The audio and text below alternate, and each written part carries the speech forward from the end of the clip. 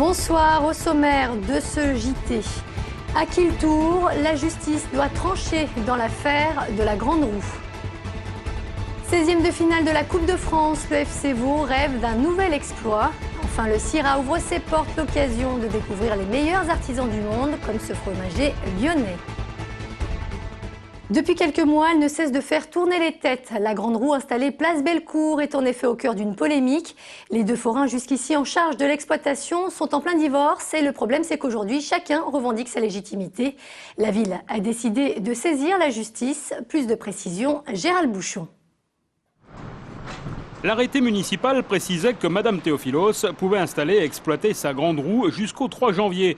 À partir du 10, M. Fella devait prendre le relais avec une autre Grande Roue. Mais depuis début janvier, force est de constater, l'attraction n'a pas bougé. La ville réclame le démontage comme prévu. Madame Théophilos n'a pas été désavantagée dans le partage puisqu'elle a bénéficié des festivités du 8 décembre, de Noël, des fêtes de fin d'année. Par conséquent, on ne peut pas dire que la ville l'est lésée dans cette affaire et dans son appréciation. Les deux ex-époux se disputent l'antériorité sur la place Bellecour. Sur les 2 années écoulées, l'autorisation d'occupation du domaine public a été délivrée à la société Fella Attraction. Donc le seul qui peut se prévaloir aujourd'hui de l'antériorité et qui aurait pu contester l'autorisation d'exploitation délivrée à Mme Théophilos, c'est bel et bien la société Fella Attraction.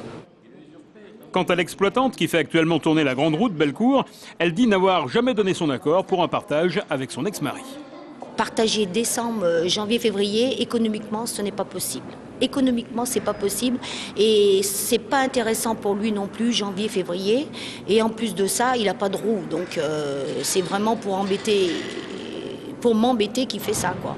Un imbroglio juridique qui méritait bien quelques heures de délibéré. Le jugement sera rendu samedi ou lundi au plus tard. D'ici là, les juges doivent dire qui de M. Fella ou de Mme Théophilos fera tourner la roue à partir de la semaine prochaine. On vous l'annonçait ce matin, l'adjointe au développement durable Guylaine Gouzu-Testu est morte. L'élue verte, entrée dans l'équipe municipale en 2001, avait également en charge la délégation de l'économie sociale et solidaire. Victime d'un arrêt cardiaque la veille de Noël, elle était depuis plongée dans un coma. Elle avait 52 ans. Une vingtaine de personnes soupçonnées d'avoir participé à un vaste trafic de voitures de luxe en direction de l'Algérie ont été mises en examen. Les voitures en question, essentiellement des berlines et des 4x4 achetées à Lyon, ont été repérées sur des parkings d'ambassades. Entre 2006 et 2008, ce sont au total 4 millions d'euros qui auraient été ainsi blanchis grâce notamment à des facilités douanières. L'enquête est en cours. J-2 pour le FC Vaux-en-Velin. Le club classé en division d'honneur s'apprête à disputer le tout premier 16e de finale de la Coupe de France de son histoire. Et ce, face au Stade Rennais. Une préparation un peu particulière pour les joueurs qui doivent jongler entre leur travail et les séances d'entraînement. Émilie Deschamps et Brice Jaurès ont suivi le capitaine de cette équipe vaudaise. À la maison de quartier des Brosses à Villeurbanne, on ne parle plus que de ça. Nadir Merabti y est animateur socio-culturel depuis 9 ans, mais c'est surtout pour ses exploits sportifs que le capitaine du FC Vaud est au centre des conversations. On parle beaucoup de foot en ce moment. Voilà, il y en a pas mal qui sont venus me voir jouer parce qu'avec les collègues, ils ont ramené une vingtaine de jeunes au stade samedi. Rennes sont quand même en Ligue 1, eux ils sont en DH, c'est pas le même niveau. Bon après, voilà. Peut-être l'exploit. On va voir après le match contre Rennes s'il nous dit encore bonjour. Non, je rigole.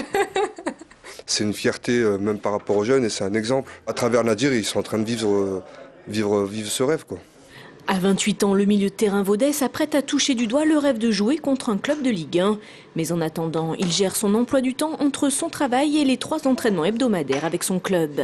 Je vis pleinement mes passions, on va dire, ici au travail et puis plus au foot après, un peu plus dans la soirée. En dehors des vacances scolaires, j'ai un emploi du temps assez allégé. Par contre, en temps de vacances scolaires, je fais énormément d'heures. C'est vraiment l'exemple type du footballeur amateur qui le soir, malgré le froid, malgré la fatigue du travail, mais qui viennent toujours avec le sourire. Donc c'est vraiment agréable de travailler avec des gens comme ça. La Coupe de France, une compétition magique où le sport amateur est parfois amené à rencontrer le foot professionnel et où l'exploit est toujours possible. En tout cas, dans les tribunes du Stade Balmont où Vaud jouera face à Rennes dimanche, les jeunes de la maison de quartier des Brosses seront les premiers supporters du capitaine. Et l'incroyable aventure du Petit Pousset dans cette Coupe de France ne doit pas faire oublier pour autant la présence d'un autre club de la région, l'OL, qui disputera lui aussi ses 16e de finale face à l'OGC Nice. L'objectif pour les hommes de Claude Puel est bien évidemment de passer au prochain tour, mais aussi et pourquoi pas espérer soulever à nouveau ce trophée remporté déjà à 4 reprises. Après, forcément, qu'on voudrait avoir le championnat, parce que ça fait 2 ans qu'il nous échappe. Mais voilà, si on arrive aussi à avoir la Coupe de France, ça nous convient aussi. Nous, on aime bien la difficulté. Donc on s'est dit, pourquoi pas encore un club de Ligue 1 et puis à l'extérieur. Donc on a été comblés. Lyon, plus que jamais capitale de la gastronomie. À partir de demain et durant 5 jours, le Salon international de la restauration, de l'hôtellerie et de l'alimentation ouvre ses portes à Eurexpo. Cette année, le salon destiné aux professionnels a décidé de rendre un hommage particulier à Paul Bocuse. Près de 10 000 chefs venus du monde entier sont attendus. On écoute la directrice du CIRA au micro de David Segal. C'est un véritable événement sur 5 jours, avec beaucoup de concours, plus de 20 concours, dont 2 que vous connaissez, c'est le Poguse d'Or et la Coupe du Monde de la pâtisserie. Les chefs, plus de 10 000 chefs viennent du monde entier, de 130 pays, pour découvrir les tendances de la restauration. On attend 150 000 visiteurs sur 5 jours, plus de 20 000 personnes sur les stands, ça fait 170 000 personnes, donc une ville dans la ville. Un salon qui célèbre la gastronomie sous tous ses aspects. De nombreuses démonstrations et concours sont d'ailleurs organisés, dont celui du meilleur fromager. Et parmi les finalistes, on compte un Lyonnais, Renaud Moncada. À 28 ans, ce jeune artisan se prépare comme un grand sportif. Jean-Marc Roffa l'a rencontré. Nom du fromage, origine géographique, origine du lait, temps d'affinage. Ce n'est pas facile d'être candidat au 8e concours national des fromagers prévu dimanche au CIRA. Renaud n'a plus que quelques heures pour s'entraîner aux épreuves que sont la réalisation d'un plateau, la découpe, les tests de connaissances et cette dégustation à l'aveugle pour retrouver le nom d'un bon fromage. La pâte pressée cuite au lait de vache, j'ai rien compté. Très bien. On a travaillé rigoureusement sur le plateau, l'harmonie des fromages, la couleur, travailler proprement, l'hygiène. Comment on découpe nos fromages, si on est à l'aise donc à la découpe du fromage, si les coupes sont bien faites. À 28 ans, Renaud est le seul Lyonnais sur les 9 candidats. Il espère bien gagner le concours avant de préparer celui du meilleur ouvrier fromager de France. Ce qui fera très certainement la différence, c'est la rigueur et le sérieux de Renaud. Il prépare son concours depuis plus de 2 mois. Le plus surprenant, c'est que le bon Saint-Marcelin de notre région n'a pas vraiment les faveurs de notre candidat. Chaque région a ses spécialités, donc c'est dommage de dire qu'à Lyon, ça serait plus donc le Saint-Marcelin ou à la rigueur la rigotte de Condrieu, dernière AOC.